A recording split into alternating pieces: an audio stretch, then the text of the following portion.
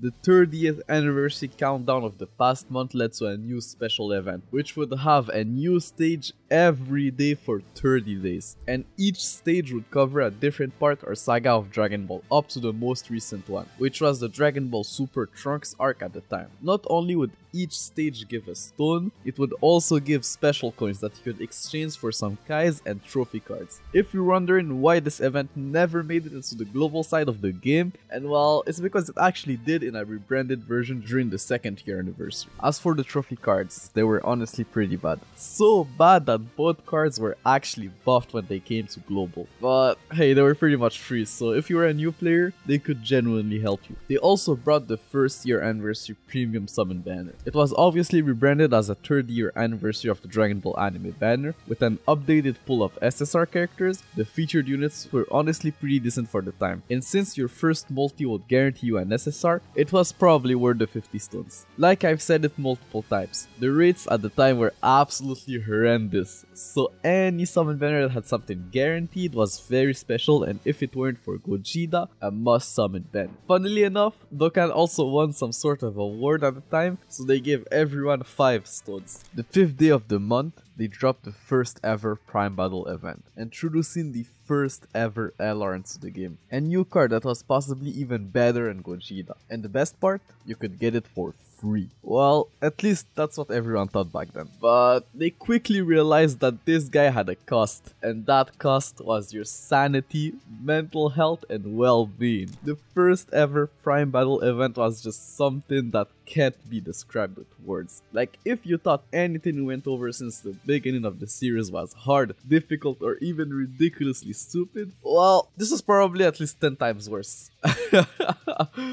So, just to start off, this event had to be done with Super Strike characters, exclusively Super Strike characters. So no free-to-play characters that weren't from a Strike event, and unfortunately no Gogeta or other summonable units. And bro, you've seen the Super Strike characters that the game had in the past months. They weren't all that. And let's also not forget the fact that training items and awakening medals were still not that common of a thing, and most players just used them on their summonable units. Like, no one expected an event like that, where you were forced to use strike characters who essentially sucked and were for the most part not worth the grind if you had a decent chunk of summonable characters. And also, super strike events were not available all the times, so if you missed a specific character, you had to wait God knows how long to be able to farm it again. As for the characters who were good in this event, well, obviously the GOATs were the in-type Super Strike characters like Android 16, Chilled, and King Vegeta. Then you also had Mecha Frieza and King Cole who were pretty decent with their debuff on Super, especially Frieza who could Super at 9 key, obviously Jackie Chun with his seal, and you remember when I said he would be mentioned again, Cyborg Tao. With the right RNG, this guy was a beast there because of his ability to stun on Super. As for the event itself, outside of the horrible drop rate of the first stage, like bro, you had a 1% chance of dropping Goku. A 1% chance. Thankfully, you were guaranteed 1 copy on your first run, but good luck finding more after that. But like I said, outside of that, the first 2 stages weren't really that bad. The problem was the 3rd stage. It costed 50 stamina at the time, which was pretty much half of your stamina bar if you had a decent level. And the event was way too difficult when you take into account the number of times this stage had to be run. You were getting 5 medals most of the time, and you needed 777 medals to awaken Goku and Son LR. So this meant you had to run the stage at least 100 times, and that's if you had some decent RNG and also didn't die in the event. So realistically, it was more like 200 times. So let me get this straight for you. You could only run this event about 4 to 6 times a day because of the stamina cost. You had to run the event like 200 times with each run lasting about 10 to 20 minutes. So if you do the math, that's about 40 minutes to 2 hours of grind every single day for at least like a month or 2. For like what? Like, bro, how good was this Goku to actually justify this grind? Well, Goku was very good. He had Gogeta's leader skill and did more damage, especially if you could get his 18th key super, which in that case made him the hardest hidden unit in the game. But he had one of the worst link set ever. Like, he only had 2 key links, with one of them being family ties, so pretty much inexistent. Unlike Gogeta, who had all the best key links in the game. But when you take into account his LR stats, were far and away the highest stats in the game, and it wasn't even close. He was at the bare minimum the second best unit in the game, and for some people he was even on par with Gogeta or even better. The sad part is that he was this good for like 2 days, because yes, the new king of Dokkan was here. AGL Super Vegito was simply the GOAT. He was the first ever God's leader, given 3 key and 70% HP attack and defense to AGL type units. And if you're wondering why was he called a God's leader, well, it was because this was the biggest jump in leader skill the game had known yet. Some would even say bigger than Gogeta's, because yes, it's true that Gogeta was insane on release and he gapped pretty much the whole game, but if we're just talking about leader skills, not taking into account the units, the jump between 2 key and 3 key wasn't as massive as this one. Like, before Vegito you had to choose between stats and key, so him just giving you everything was just so insane. Like, let's not forget that the highest HP team at the time was AGL Kid Buu's team, just giving you 70% HP, and that's it. Vegito's leader skill would give you that much HP, but with defense, attack, and key. Like, you've got to understand how ridiculous that was. The whole game was pretty much balanced around you only having 1 or 2 of those things, so him just giving everything pretty much broke the game. Like, every single non-tech Dokkan event was just like ridiculously easy now if you had him, and that's just with his leader skill alone. This guy had an immense damage multiplier with a 30% attack buff for all allies on Super, so his SA multiplier was actually slightly better than immense, which was pretty good when you take into account the fact that this guy had the same 12 key multiplier as Gogeta, so 150%. But what really made this guy crazy is this new mechanic he introduced, counters. There was still no potential system at the time, so your units couldn't crit, but the game was balanced around that, so him being able to counter normal attacks with tremendous power just made him the APT god, so the unit that could dish out the most amount of damage per turn. But if that wasn't enough, this guy could also not take damage from normal attacks because of his passive giving him 80% damage reduction against normal attacks. This single-handedly made this guy the best aging unit of that year. Like, sure, you could get caught by supers, but that was the only thing that could hurt you, and since the team had so much HP at the time, it just didn't matter. You could eat a super if you wanted to, and you honestly could also just run a sealer. And his link set, bro. This guy was, if I'm not mistaken, the first unit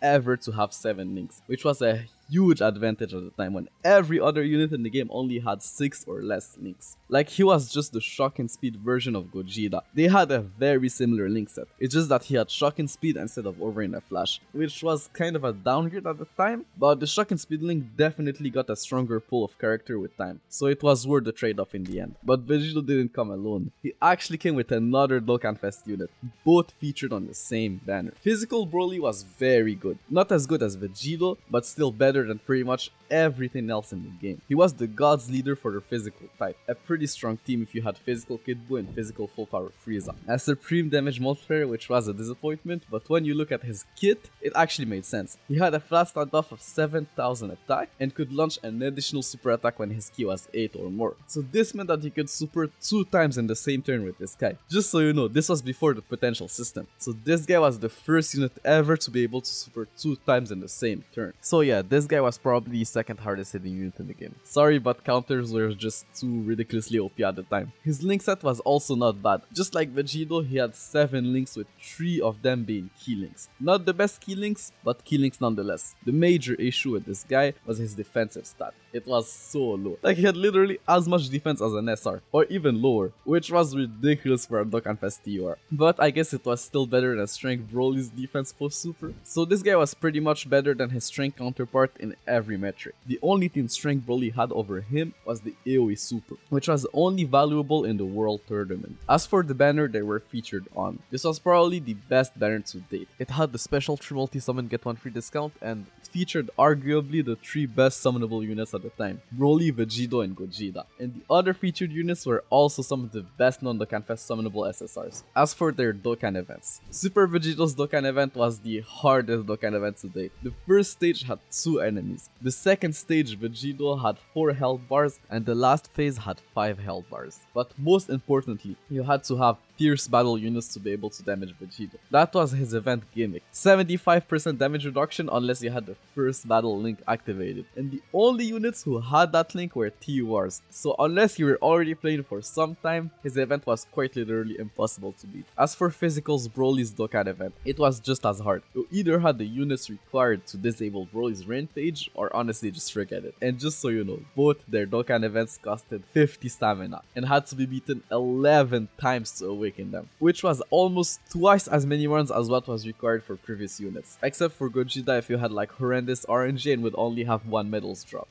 As for the new Dokkan Awakenings, Tech Vegito was actually pretty good. He had a supreme damage multiplier while raising allies' attack by 25% on Super, gave all allies 30% attack and defense as his passive, and shared 4 links with AGL Super Vegito. Int Vegito was also decent. He had the same spread attack as Tech Vegito, and a Nukin passive gaining 12% attack for key spheres obtained. Tech Vegito had 7 links while he only had 6, and instead of the same lineage, he had Brainiacs. So it was pretty much the same debate as when Int Vegito first released. If you wanted more offense, you would go with Int Vegito, and if you wanted more utility, you would go with Tech Vegito. Also, I'm not sure if this is true, like feel free to correct me in the comments down below, but I think Super Vegito was the first banner ever to get top grossing on JP, which would honestly make a lot of sense, since this was without question the hypest and highest value banner the game had ever known at the time. Like bro, you pretty much had the 3 best units in the game featured in one banner, with arguably the 2 hypest characters at the time. But wait. Did I just crack the code on why every other anniversary had some sort of fusion to it? Like, is this the banner that started everything? It honestly could be, if this is really the first banner to ever achieve top grossing on JP. But honestly, it could also just be the first time that they gave out top grossing rewards, which would make more sense, I guess. Funnily enough, the day after they gave even more top grossing rewards, because some countries outside of Japan got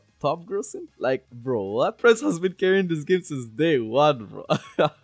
Which honestly doesn't surprise me. France are outside of Japan the biggest consumers of mangas, and honestly probably just Dragon Ball as a whole. Nonetheless, a couple of days later, they re-released the AGL and physical type summon banners. But this time around, you were guaranteed an Elder Kai per multi-summon. So I guess they had more value since, you know, units like Super Vegito and Gogeta were not farmable. You had to use Kais to raise their super attacks. 2 days later, they dropped another World Tournament, which did have some new things added to their ranking rewards. You will get some of the 30th anniversary coins that we talked about earlier if you were in the top 10,000 players. And I'm not sure about this, but it looks like an entry to a figurine giveaway. Or honestly, maybe you were just guaranteed a figurine if you were in the top 100 players.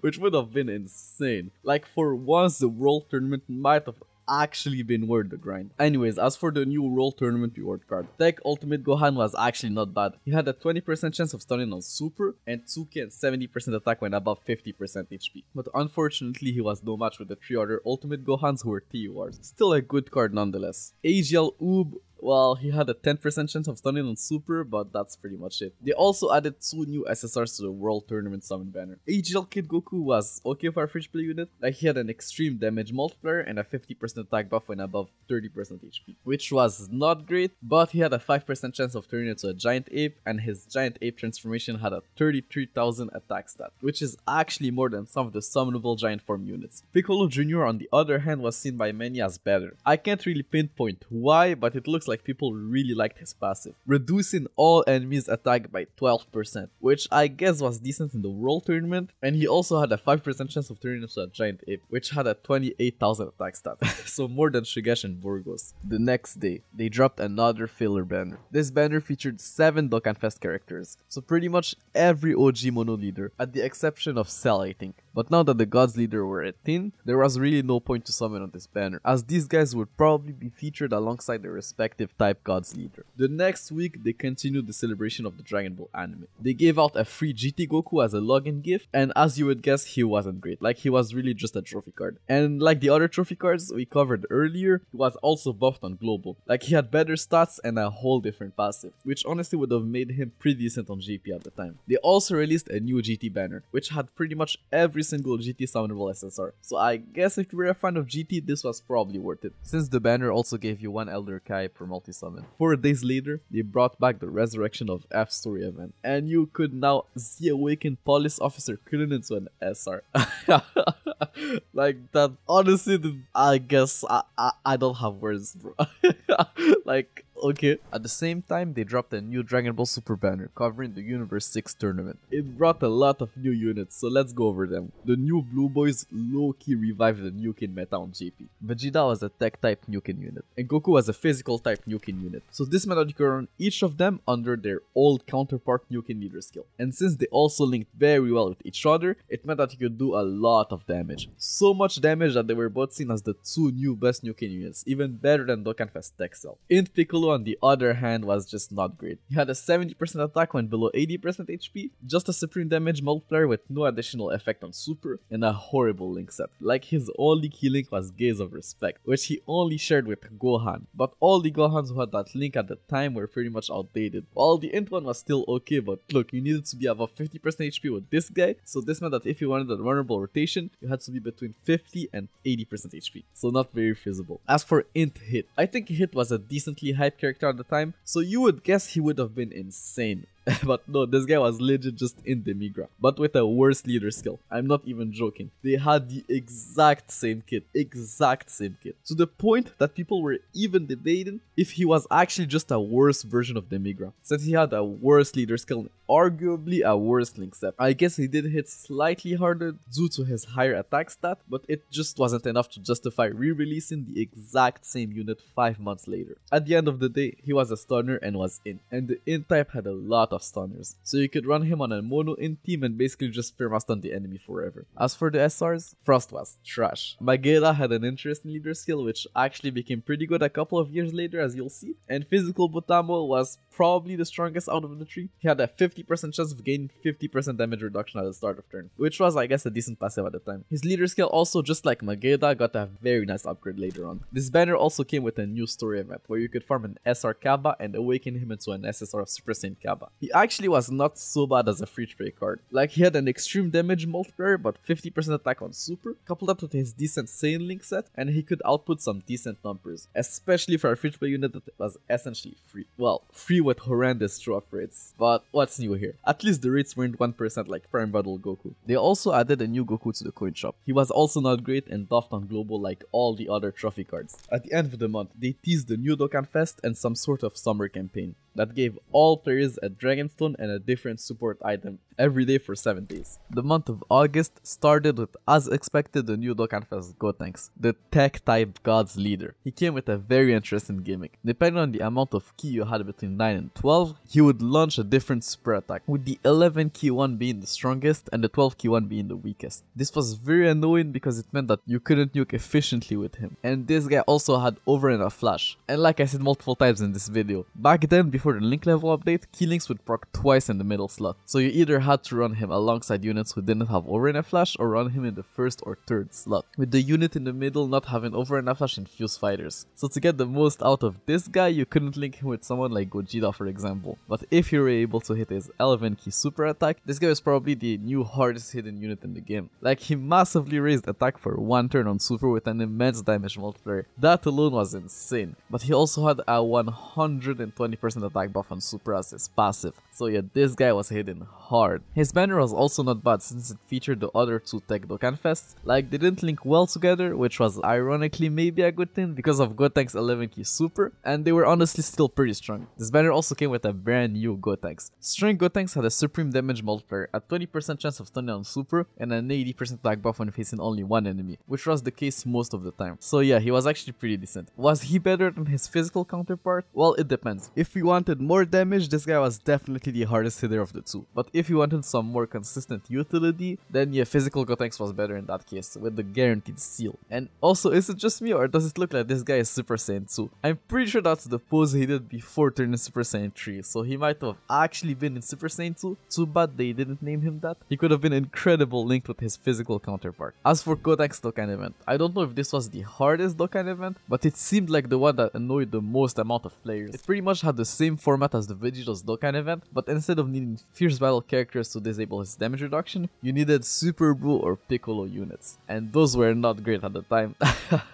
The best strategy was to use a Monotech or Gogeta's team with the farmable Super Buu and the Piccolo from the Baba shop. You could even beat it with Super Vegito if you used all of your items in the tech phase and waited for Super Saiyan 3 Gotenks to reverse back to Super Saiyan. Gotenks Dokkan event also came with new Dokkan Awakenings for the SR Trunks and Goten. They were honestly not bad, especially the Tech Gotenks, since you could run him under Super Saiyan 3 Gotenks leader skill. They shared 3 links together, and Tech Gotenks was a Rainbow Orb changer, which helped a lot if you were running Tech Cell on your team. 2 days later, they made a little announcement in the game regarding the release of the Dragon Ball Fusion games on 3DS. To celebrate its release, they gave everyone a free Yamhan SSR. The fusion of Tien and Yamcha was, well, exactly as you would expect, not great. I guess he did lower attack on Super, and was okay the one turn his passive would proc when below 80% HP. Not even a week later, they were already teasing the next Dokkan Fest in the news, and it looked like a new Blue Goku. And just before you know it was already time for the $80 million download celebration. And the headliner of the celebration was none other than Blue Kaioken Goku. He came with a new type of leader skill, giving 100% HP attack and defense to AGL type units. Those types of leader skills were called Demigod, because even though they were good, they weren't as good as God's leaders because of the lack of ki. Like, no ki for an additional 30% stats is just not a good trade-off. As for his kit, oh boy was this guy strong. He had an immense damage multiplier and a flat stat buff of 20,000 attack and 10,000 defense for 10 turns from the start of turn. So yeah, this guy was hitting hard, very hard, but it came at a cost. You would lose 5% HP with each super attack performed. So if the fight dragged for too long, not only would his passive wear off, but you would also be left with no HP because of his super attack effect. This wasn't his only issue. He was named Blue Goku instead of Blue Kaioken Goku, which actually didn't make any sense and did hurt him at the time. Nonetheless, when well managed, this guy was a beast. He also had one of the best link sets in the game. This guy had Prepared for Battle, Over in a Flash, and Shocking Speed, meaning that this guy shared at least one key link with most of the units in the game. His banner was also not bad, featured AGL Super Vegito and AGL Super Saiyan 3 Goku, but this wasn't the era of Gogeta anymore. All the gods leaders were pretty much on the same level, so this banner wasn't a must summon unless you obviously wanted Vegito. It also featured a new Champa. He was pretty much just a reskin of Strength Beerus. A little bit weaker though due to him being an SSR and having a 30% chance of raising his attack by 200% instead of Strength Beerus 50%. So yeah,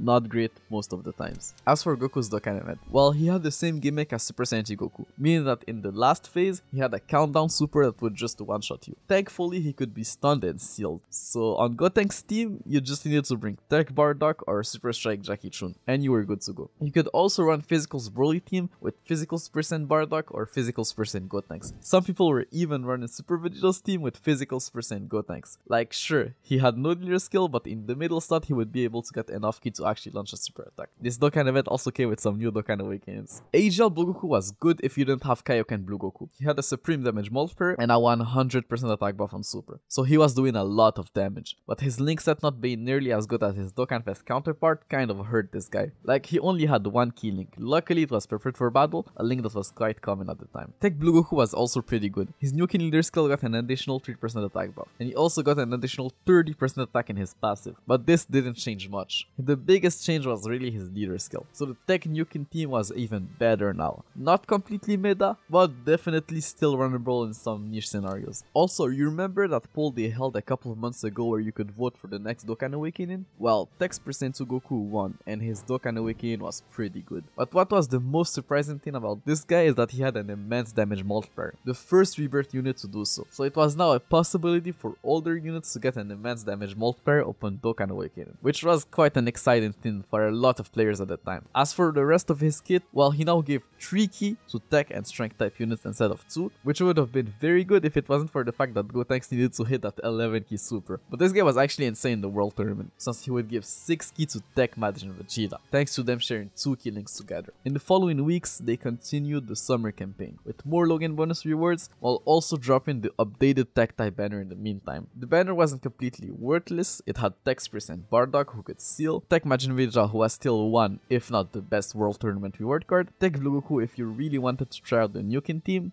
and obviously the free Elder Kai for multi-summon. They also dropped another double race banner alongside the new Super Strike Awakening of Int Shield. This new double race banner featured Interlist as well as his new Dokkan Awakening. Interlist was actually insane now. Like, you can tell the devs really liked Turles back then. He now had an all-type streaky type of leader skill, a 50% chance of stunning on super, and gave streaky and 20% attack to all allies when above 50% HP. Like, this was probably one of the best utility unit in the whole game. Like, not only could he stun and give streaky to your whole rotation, he also gave them attack. Like, that was just so insane at the time. This was already a huge plus for the future Int Gods leader. As for Int Shield, well, he was a must for Goku's Prime Battle event. So him getting a Dokkan Awakening was actually pretty huge. Like, even though he didn't get much, almost anything would have helped at the time. Like I already said, Goku's Prime Battle event was just hell. 4 days later, they dropped the updated physical type summon banner, which was, I guess, also not completely worthless since it featured physical Gotenks and Xeno Trunks, both units who were still very good at what they do. The month ended with the 14 World Tournament. Still no changes to the rewards, and the new reward card was Cell Saga Trunks. The funny thing about this guy is that they actually buffed his leader still in global. Like, it was still bad, but not as bad as the GP one. As for his kit, well, he had a supreme damage multiplier, 2 ki and 60% attack when above 30%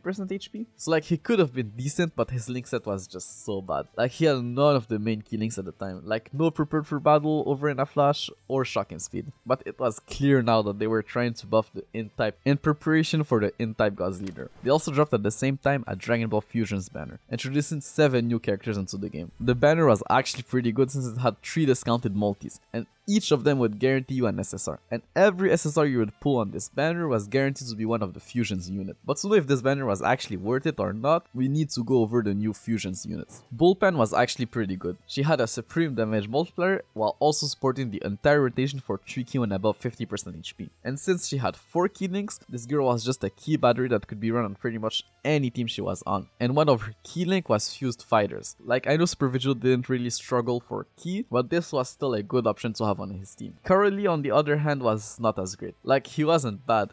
It's just that people expected more from the fusion of Broly and Goku. Like, he had a supreme damage multiplier with a 20% chance of stunning on super, as well as a 70% attack buff when above 30% HP. It's just that for some weird reasons, they give this guy only 5 key links, and one of them was freaking Berserker, bro.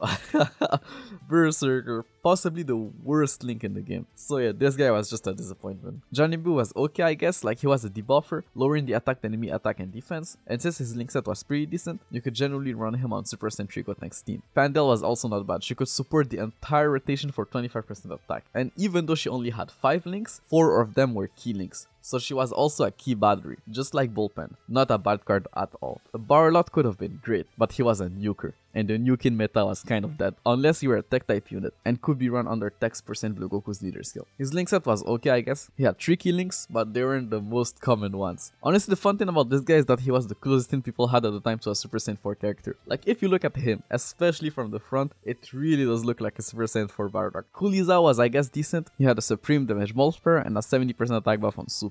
A very basic kit, but when you couple that with his somewhat strong link set, yeah, this guy could cook. Sheoman was, well, the fusion of Chaozu and a Cyberman, so exactly what you would expect him to be. A self-deleting monster. You would lose 20% of your health every single time this guy supered, which I guess worked with his passive. Like, gave him 3 ki when below 50% HP, but that flat stat buff of 3000 attack was just not enough. If he was getting something like 200% attack and defense alongside the key, he might have actually been pretty decent at the World Tournament. But with this kit, you literally would have just died right after launching your first super. The last day of the month, you wouldn't even guess what was teased: the 90 million download celebration. Like, bro, did Dokkan just had 2 download celebration in the same month, almost back to back? Like, bro, Dokkan was wild back then, and it looked like the next Dokkan Fest was going to be Buu Piccolo. So the month of September started with a 90 million download celebration, and the headliner was not Buu Piccolo but Wuhan. He was, as you would guess, the N-type Gods leader, and he surprisingly also came with a new mechanic. His super attack would actually get better as his super attack level would raise. When I mean better, like, it had additional effects. When your super attack level was 5 or above, his 12 ki would now lower the enemy attack and defense, which, as you know, was a very strong ability at the time. Thankfully, Toshi felt generous at the time, so Wuhan's super attack was farmable, but just imagine if it wasn't. This would have been like the most pay to win shit ever. Nonetheless, Buhan was insane. His Stalky had a 30% chance of basically hitting with the same damage multiplier as an SC20 Mega Colossal damage multiplier. And not only did he have that super attack potential effect, he was a nuker gaining 12% attack while also recovering 30,000 HP per key spheres obtained. So for every key sphere obtained, this guy would get 12% attack and recover 3000 HP. Like, bro, this guy was a nuker with an immense damage multiplier that could essentially become an SC20 Mega Colossal damage multiplier. He was just a monster. Like, this guy was just hitting so hard. Buhan's banner was also pretty decent. It featured Int Janemba, Int Ultimate Gohan, as well as 2 new Buu units. Tech Kid Buu came with the Dokkan Awakening, and as a TUR, he actually was pretty decent. He had a supreme damage multiplier, could greatly lower defense on super, something that was very powerful at the time. He gained 2 ki and 70% attack when below 99% HP, which was almost all the time. The only issue with him is that he was tech, so he couldn't be run on Gohan's team, which is unfortunate because they shared 4 links together, and honestly it could have been a crazy rotation. Strength Majin Buu was just an orb changer with a supreme damage multiplier. The crazy thing about this guy is that he had a key multiplier of 150%, which honestly didn't make any sense. The only other units on the type that had a key multiplier that high were basically just Gogeta and Vegito. So I did some digging, and actually, I was wrong. Every single Fat Buu in Dokkan have that same key multiplier of 150%. So if you didn't know, this is actually Fat Buu's gimmick. You know how Gogeta's gimmick is being super effective against all type? Well, Fat Buu's gimmick was actually to have a key multiplier of 150%. This is just why I love making those videos. Like, I've been playing this game for almost 7 years now, and I didn't even know that Fat Buu's gimmick was to have a key multiplier of 150%. Like, that's crazy. As for Buhan's Dokkan event, oh god, if it was anything like Strength Buu's Dokkan event, I can already tell this is going to be hell. And it was. This event was just so damn long because Buhan was just so tanky. And after a couple of turns, he would turn into Buu Piccolo and just heal back to full HP. So unless you had power bestowed by God characters to weaken his healing, this was just impossible at the time. And when I say power bestowed by God characters, what I really mean is HLs per Vegito.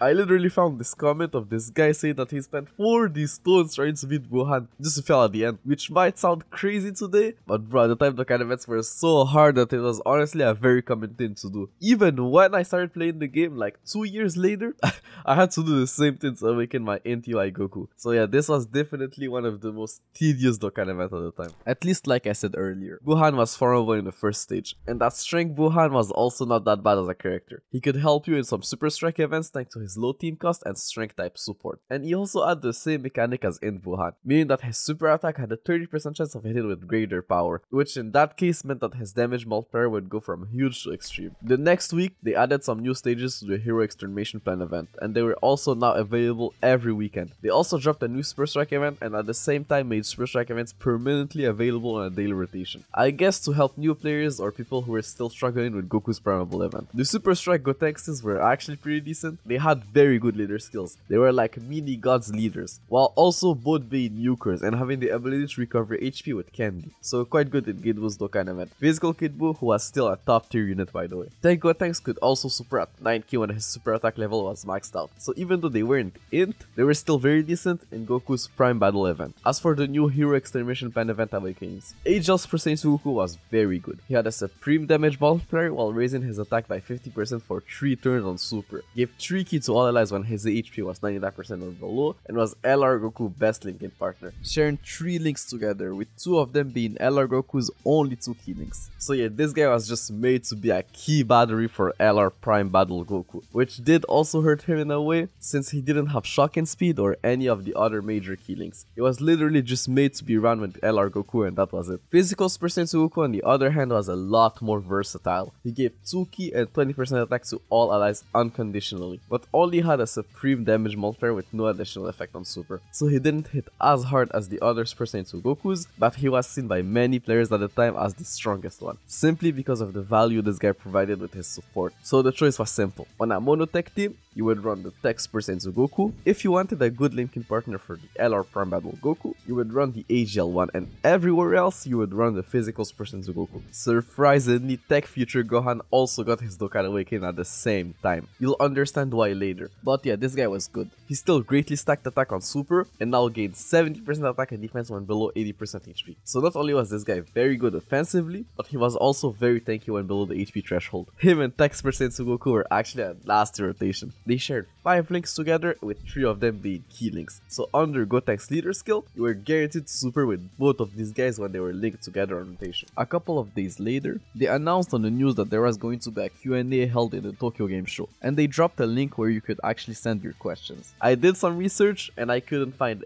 anything about the questions that were answered, except for one guy who said that the reason why they didn't awaken physical Gotenks with Tech Gotenks, they said that it was because he would have been too strong at the time, and that he was already still pretty good in the current meta as an SSR. But I'm not sure if that is true or not, so if you have any information about that, please let me know in the comments down below. At the same time, they also released the updated Int and AGL type summon banners. The Int type banner was, I guess, not bad if you pulled Int Buhan and needed some Int type units to fill up your team. Like, Interlist was still top tier and probably the best regular banner unit. Same thing with the AGL type summon banner. If you had pulled AGL Vegito and needed some AGL type filler units, they also re-released the Giant Ape banner. But this time, not only did it introduce a new character that we'll go over in a second, it also had the same banner format as the Dragon Ball Fusions banner, meaning 3 discounted multis with 1 guaranteed SSR each. And since the only SSRs on the banner were Giant Ape units, you were guaranteed a Giant Ape unit for those 3 multis. Was it worth it? Well, probably not.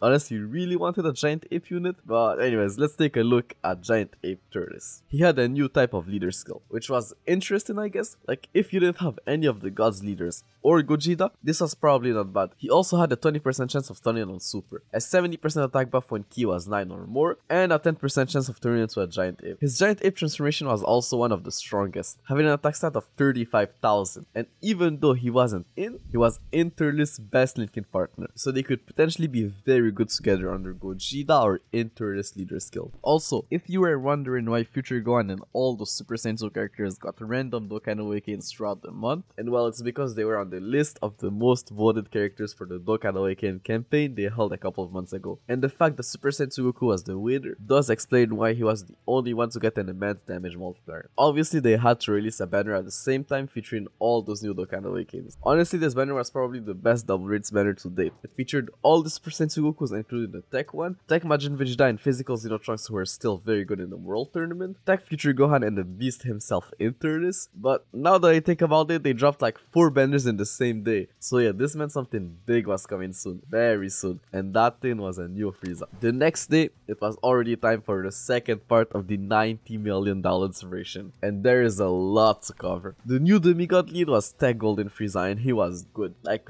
very good. He had an immense damage multiplier while greatly lowering defense on Super, and gained 70% attack and 70% damage reduction and above 50% HP. So this guy was a monster of a tank, just like AGL Golden Frieza, but unlike AGL Golden Frieza, this guy could actually do damage. As for his Dokkan event, well, if you had Buhan or even Int Ultimate Gohan, it was fairly easy. His only gimmick is that in his last phase you had 2 turns to finish him with a super attack. Otherwise, you would get 1 hit KO'd by his 1 million damage super attack. His banner was also pretty decent. It featured Tech Cell, Tech Beerus, and Tech Gotenks. So 4 Tech Dokkan Fest in the same banner. So if you wanted to go all in on the Tech type, this banner was definitely worth your stones. Tech Golden Frieza's Dokkan event also came with 2 new Dokkan Awakenings. AGL Frieza was now an even better tank. He went from 80 to 90% damage reduction. So yeah, this guy was now officially the best tank in the game when above 50% HP. And that for a long time. He also was a nuking leader. So I guess if you wanted to nuke with an AGL type unit, it was easier to do so now with this guy. Actually, I didn't mention it earlier, but AGL Kid Buu was actually very good on Super Vigil's team thanks to his healing. So now that AGL Golden Frieza got his Dokkan Awakened, Super Vigil's team was starting to become very tanky. Int Golden Frieza was also not bad. He had an unconditional 60% attack and defense at the start of turn, so he was good on Buhan's team. And since this was still a monotype meta, he wasn't in a competition with the other Golden Friezas. They all had their own team where they were all pretty decent in. They also updated the Friend Summon banner and added a new LR, Android 17 and 18, the second free-to-play LR, and they lived up to the title. They brought a new type of leader skill, 4 key to all types, not as good as a God's leader, but arguably better than Gogeta's leader skill. Their kit was alright, I guess, like they lowered attack and and defense on 18 key, and gained an additional 15,000 attack on super. But coupled with their LR stats, they were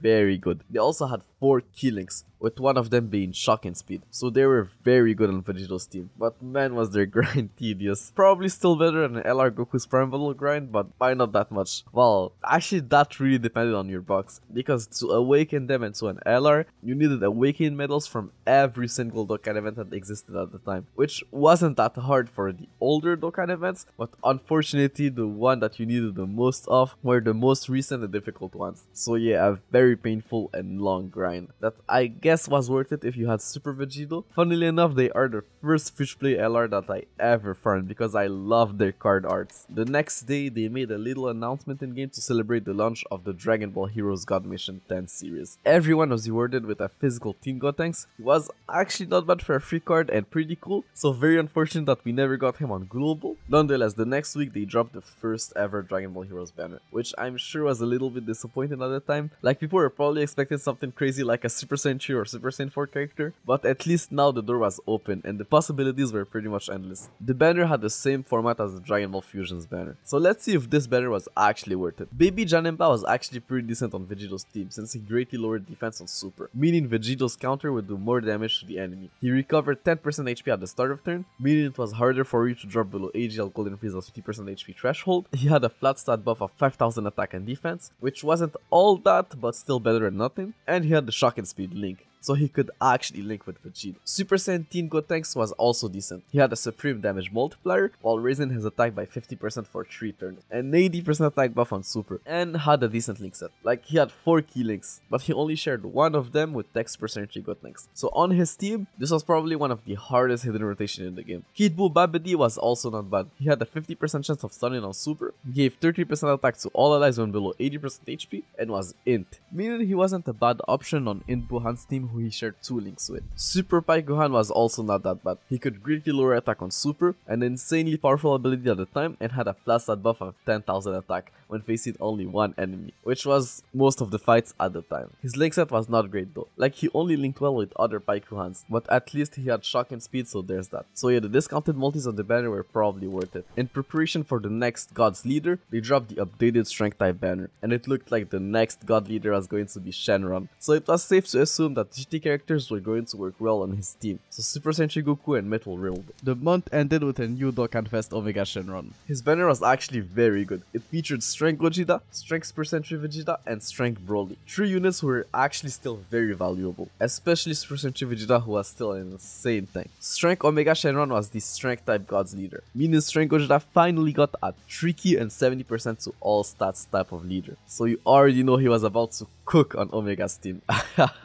Omega had an immense damage multiplier while greatly lowering defense on Super, an 80% attack buff at the start of turn, and debuffed all enemies attack by 30%, but still seen by many at the time as the worst God Leader. But to be fair, they gapped the whole game, so he was still very good. As for his Dokkan event, well, his gimmick is that he could lock your units, which sucked but not as much since you were still able to bring like a Dende or a Senzu Bean to counter it, and his Dokkan event was also crazy long, since you had to fight multiple Shadow Dragon enemies. The GT Link allowed you to do more damage in the event, so the strategy was to bring either a full GT team or as many GT characters as you possibly could. His Dokkan event also came with a new free play character and the Dokkan Awakening of Physical Sin Shenron. Ice was actually okay. He greatly lowered defense on Super while also debuffing the attacked enemy with his passive, and since he had the GT Link, you could use him to fill up one of your GT teams to help you beat Shenron's Dokkan event. Physical Sin Shenron was solid. He greatly lowered defense on Super, had an 80% attack buff at the start of turn, and lowered all enemies defense by 30%. The crazy part about this guy